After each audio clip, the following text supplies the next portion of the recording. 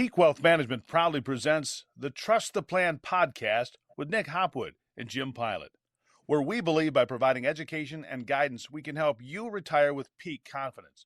Now, here are your certified financial planners, Nick and Jim. Welcome everyone to the Trust the Plan podcast. I'm Nick. And I'm Jim. And we are here in July, and so the summer party is coming up. What do you know what the date is? It's around the corner, August 8th. August 8th. Here at Peak Global Headquarters. That's right. We're going to be out in the front yard with the Burger Spot food truck this year. Yeah, it's a good one. Yep, I'm a huge fan of Burger Spot. Mm-hmm. So make sure you are watching for the emails and sign up and RSVP. Yeah, RSVP, yep. Yeah. And Jim, at Peak, we believe by providing education and guidance, we can help you make great financial decisions so you can retire with peak confidence, right? Absolutely. That's right. So we have someone who came to us recently, and it's kind of an annuity horror story, right? Yeah, that's a good way to say it, yeah. So, not all annuities are bad, but there are some bad ones. Yeah, and sometimes they can serve a purpose, right? They're not blanketly, yeah.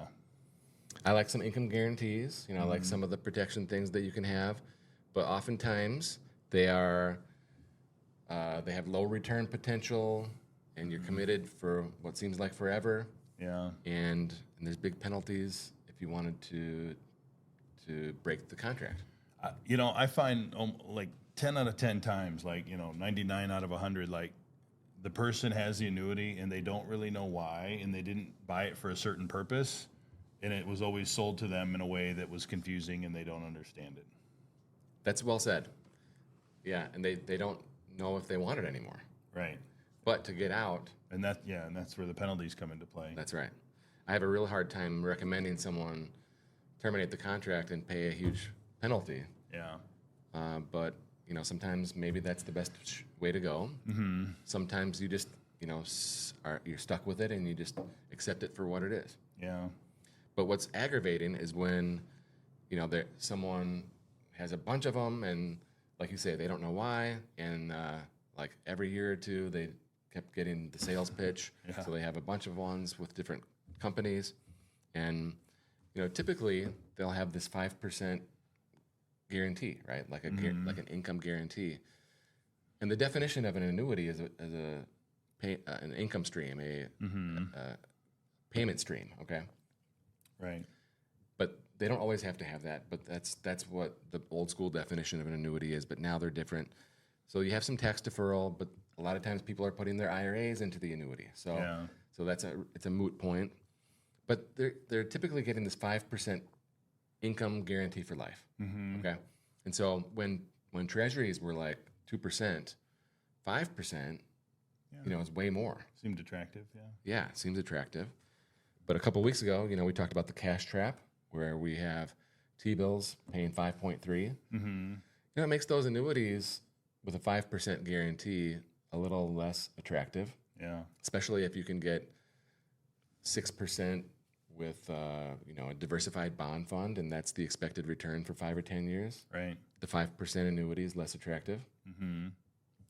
But especially realizing that if you went the bond route, if you needed the money, you could access it. Whereas if it was in the annuity, you don't. So not only looking at it just as a return point of view, but a liquidity point of view. Yeah, liquidity for sure.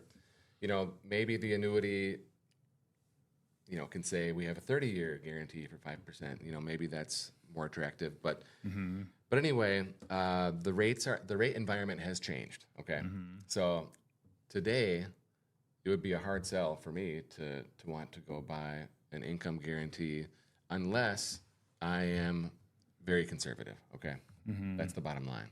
So if someone really wants these guarantees, that's the only way that I'm putting in front of them. Yeah. The thing that where I think I see a lot of confusion, I feel like this is for most annuities that come in, is people will come in and say, well, I was told this has an 8% rate of return. It'll always earn 8% every year no matter what. And then you kind of dig into it a little bit and you realize they're telling you that your income base will grow at 8%, not the actual account value. Right. Right? So your account value is staying down here, not growing at all, but your income base is growing. And if you actually want to turn on the income, it's off of a higher number. Well, that sounds great and all, but I mean, how many years are they really just giving you your money back before you're actually benefiting from a higher income base? Yep. And usually there's higher fees every year, and then also those surrender charges. Okay, Yeah. so we see a lot of these companies, and I don't want to name any names, but we see a lot of these companies, they're making that preservation pitch. Market's up, you're going to make money. Market's down, you don't lose. Yeah. But they'll give you like a super low cap. Yeah.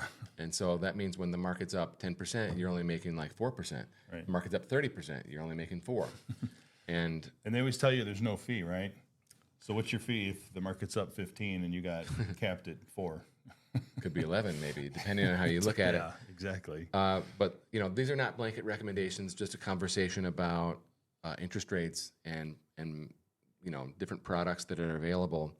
And so we just want to, you know, make it known to be, you know, buyer beware, right?